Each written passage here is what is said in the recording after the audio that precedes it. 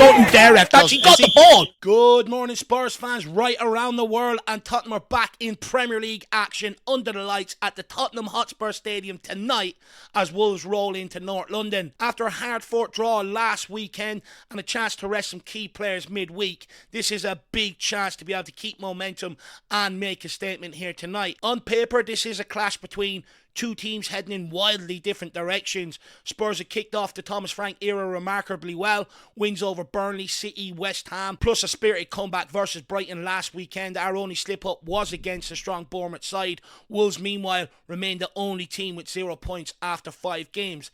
Yet, despite Wolves' current form, they have been a real bogey team for Tottenham Hotspur. We have not beaten them in the last 5 meetings, 4 losses and a draw. Nonetheless, they are relegation fodder right now, and I'm sure Thomas Frank will be looking for a strong performance and 3 points in front of the home crowd. All eyes tonight will fall on Thomas Frank's team selection. He shuffled heavily in the cup, and because of that, we are expecting to see the changes rung once again, although some players will keep their place. So let's dive into our predicted 11 to take on Wolves tonight and what each player must bring. In goals, no surprises here. Carrier comes straight back in after routine rest in midweek. Despite that moment against Brighton last weekend, he remains Tottenham's clear number 1 and continues to enjoy the full backing of Thomas Frank and his coaching staff. Yes, the error at the Amex was frustrating. Fans will naturally point to it and be a little bit concerned.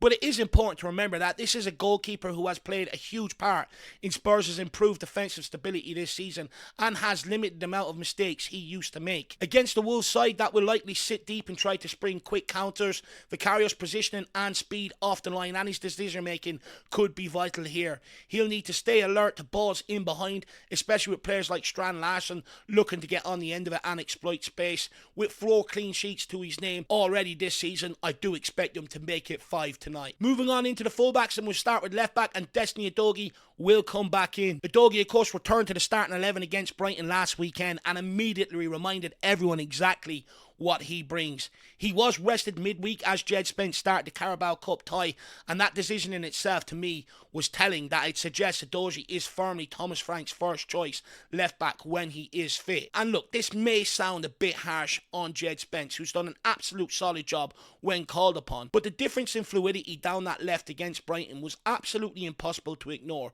With Udogie in the side, the build-up play on that flank looked far more natural, dangerous, and that's simply just because Destiny Udogie is left-footed and was more comfortable going forward, offering overlaps and underlapping runs into the box, which create crossing and passing angles for himself, but also the winger that's on that side as well. Whereas Jed Spence, when he's on the ball, he's always looking to pass inside. Because he is right-footed, Spence tends to cut in or play the safe pass inside.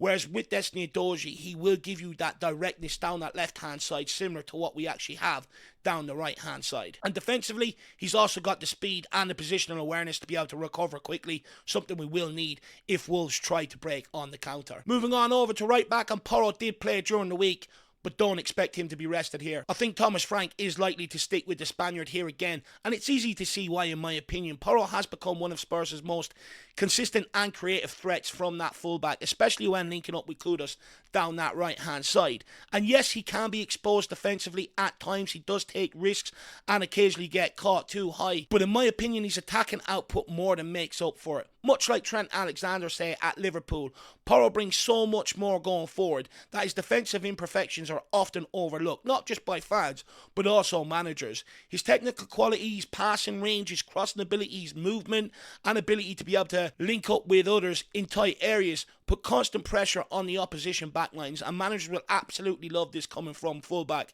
He also brings that unpredictability, whether it's a deep cross, a clever underlap or a whip delivery from the byline. Porro adds variation to the Spurs attack, which you would argue is lacking from some of the forward players right now, and that's why Pedro Porro will continuously be picked, because of our over-reliance on him going forward at this moment in time. That said though, Wolves will look to hurt Spurs on the counter, so Porro's positioning and recovery runs will be just as important tonight as his attacking output. At right-sided centre-back, club captain and leader Christian Romero was given a breather in the Carabao Cup game midweek. However, he will return to the heart of the defence here. Against a Wolves side likely to sit deep and hit on the break, Romero's reading of the game, his aggression in the air, in the duels, and ability to be able to step into midfield at times to be able to cut out transitions will be absolutely vital in this game. It's him that I'm looking for to be able to bring that bit of bite that sets the tone for the entire team on the night. But what is often overlooked though when it comes to Romero is Romero's composure on the ball. His passing range and his confidence in possession do allow Spurs to be able to build up from the back with calmness that other teams don't have the luxury of doing. Something that will be absolutely crucial again tonight against Wolves side, who are looking to sort of force mistakes and maybe capitalise on a few turnovers. And I would also like to make the argument, let me know what you think about this in the comment section below, but it's of my opinion that Romero is the best centre-back in the Premier League so far this season. After sitting out midweek and taking a breather, Mickey van de Ven is expected to slot right back in beside Christian Romero, and this centre-back partnership is quickly becoming the backbone to Thomas Frank's Spurs. And Van de Ven brings a complete different skill set to Romero, and that's what makes them such a well-balanced duo in my opinion, a bit like Toby and Jan Vertonghen. Romero is the aggressor and the enforcer of the two, whilst Van de Ven is the cooler head, persistently sound and lightning quick when it comes to covering space in behind. His recovery press is one of the underappreciated assets at Tottenham Hotspur right now, because it does allow the team to play a lot higher up the pitch without constantly worrying about balls being put in behind them, but also allows them to be able to cover up for other people's mistakes, like Vicario's in the Europa League final as my example, and it's particularly useful against a counter-attacking side like Wolves, who will likely look to exploit any gaps left in behind our backline, and it will be Mickey van de Ven who will be sweeping up anything that goes in behind. He's been absolutely outstanding this season and hasn't put a foot wrong. Moving into midfield, and we will start with the anchor, and it will be João Palhinha. Now, João Palhinha has quickly become one of the most influential figures in this Tottenham side, and he's also fresh off a composed performance against Doncaster, where he even chipped in with a bicycle goal whilst playing at centre-back. However, Palhinha is expected to return to his more natural role at the base of the midfield, where his impact is far more significant on games. His defensive discipline, positional awareness and elite ability to be able to intercept and break up play, it's exactly the kind of holding midfielder that Spurs have lacked for years. Against the Wolves side that will likely sit deep and look to spring forward quickly on the counter-attack, Palhinha's job simply here will be snuff out danger before it even starts, closing down passing lanes, winning second balls and dictating the tempo from deep. But with Palhinha, he's not just the destroyer that people make him out to be. Palhinha's ability to be able to chip in with goals, and he has 3 by the way since he's arrived, make him an integral part of this team. And in my opinion, we have to make this guy's move permanent this summer. Now, to partner Palhinha, I have gone with Lucas Bergvall. Now, with Lucas Bergvall, he is making a serious case for a regular starting role after a lively showing off the bench against Doncaster in the Carabao Cup, grabbing an assist off the bench, and tonight could be another huge opportunity for him to be able to cement his place. Frank clearly sees something in the young Swede. Since that Bournemouth game where he came off the bench, he did change the rhythm of the game with his direct running and his ball carrying ability. Bergvall has been consistently involved, and I think Frank thinks his inclusion seems to bring better balance to that midfield, particularly when Spurs are looking to play on the front foot. His enthusiasm, his willingness to press and bravery in possession give the team that edge from midfield that sometimes lacks when both Bentancur and Palhinha do start together. Last week we saw Frank take Bentancur off and push Bergvall deeper into that number 8 role, even though he wasn't playing well up until that point. And he pushed him in that number 8 role alongside Palhinha, and that's exactly why I think he's going to start here tonight. While Bentancur offers class and composure, Bergvall does bring that sort of energy, that drive, a willingness to take risk, traits that I do think Frank seems to value highly in the engine room of the team. And don't get me wrong, he's still young, he still has to learn the defensive side of the game at this level. You know, that discipline maybe is lacking in his game right now. But his mentality and desire to impact games makes him very hard to ignore. Now, moving into the composition, and I do think Papamata Sarr is primed to start. And my opinion is because he was held back as a precaution in midweek, with Thomas Frank saying it was a minor precaution, a little stretch to the thigh. We didn't want to take any risk. There's a good chance he'll be ready for Saturday. That alone suggests that Sarr was being managed for this game. And when you consider how much Frank actually values him, it feels like a near certainty, in my opinion, that he's in the 11 when he is fit. Back in August, Frank didn't hide his admiration for Papamata Sarr. He said Sarr is the standout. He has impressed me. His ability with the ball and his running power is really good. But what might go under the radar, though, is how Frank uses Sarr in this more advanced role. He's not looking for him to be that creator in that traditional number 10 sense. He's being tasked with pressing aggressively high up the pitch, winning the ball in dangerous areas. It's a key part to Frank's system, and he highlighted this a couple of weeks ago in a pre-match press conference where he was very adamant that he didn't really want to break up that midfield. Papamata Sarr basically wins the ball close to goal, rather than us having to spend 10 passes trying to carve a defence open. And Thomas Frank knows we're not good enough to do that. So that's why it's my opinion he prefers someone like Papamata Sarr in this number 10 role, because it's another avenue for us to be able to go and score goals, which also circumvents a way around us not being the most creative team from open play. Sarr absolutely excels here in the engine room. He's got the pressing instincts and ability to be able to exploit loose passes or touches. He's just a disruptive presence. And while he's not always the cleanest technician in the final third, he does make things happen. And in fact, I would also go to argue, given some of the chances that have fallen to Xavi Simons lately on the edge of the box, you could argue that Papamata Sarr probably would have buried a couple of those. Moving into right wing, and there's absolutely zero debate here,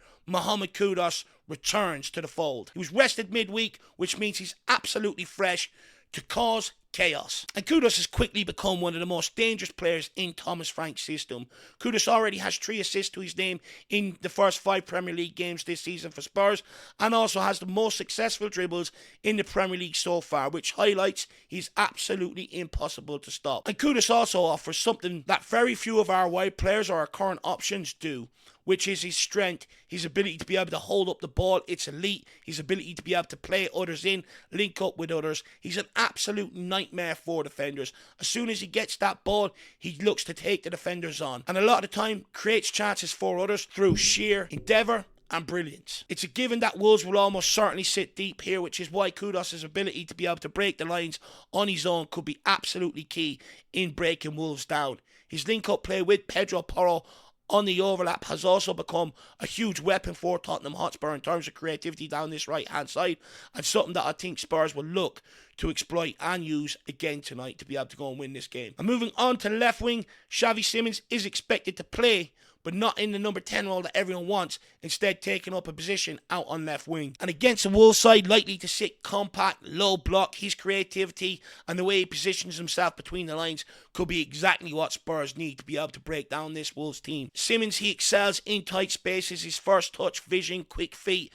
It allows him to be able to receive the ball on the half-turner and unlock defences where others might simply take a touch and look to recycle possession. What has been encouraging though is that Simons is consistently getting into shooting the positions in around the edge of the box. He's already found space in those areas against West Ham, Brighton and Doncaster.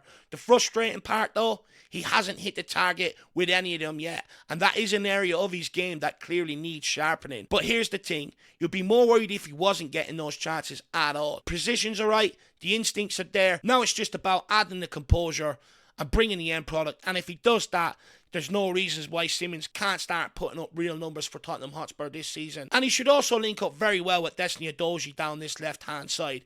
A natural-footed fullback who gives him space to be able to drift inside. So anytime he gets the ball, Udogie will look to go on the outside, and Xavi Simons can cut inside where there should be a lot of space for him to be able to unleash a cross or put in crosses from different angles, but also get himself into them shooting positions in around the edge of the box yet again. And moving up front and with Dom Solanke and Colin Mawani still injured and not ready for this game, and Matisse Tell failing to take his chances. It feels like Richarlison will be given the number 9 shirt yet again. But let's be honest, he hasn't exactly made use of Mawani and Solanke's injury. He hasn't exactly made the spot his own.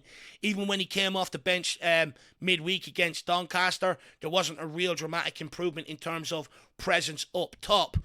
And Richarlison is a player that can really frustrate you. We all know that. But he also has the right tools to be able to disrupt low blocks. He presses well, drags defenders around the place with his movement, and also has a knack for creating chaos inside the box. Even if he's not the most clinical striker, it will fashion opportunities for other players. So there you have it. Our predicted 11 to face Wolves under the lights at the Tottenham Hotspur Stadium. And with the form we're in, there's absolutely no reason why we can't keep pushing forward. But that's just our take. What do you think out there, Spurs fans? Would you go with Richarlison up top again, or give Matisse Tell another opportunity? Should Bergvall keep his place in midfield, or does Bentancur offer more control in a game like this? Let us know your starting 11 in the comment section below. If you're enjoying these predicted lineups, do not forget to like the stream, subscribe if you are new, and share with your fellow Spurs fans out there. We've got plenty more coming your way as kickoff approaches, so stay tuned. Let's hope for goals, a clean sheet, and another step in the right direction under Thomas Frank. Come on, you Spurs. In the Frank engine we trust.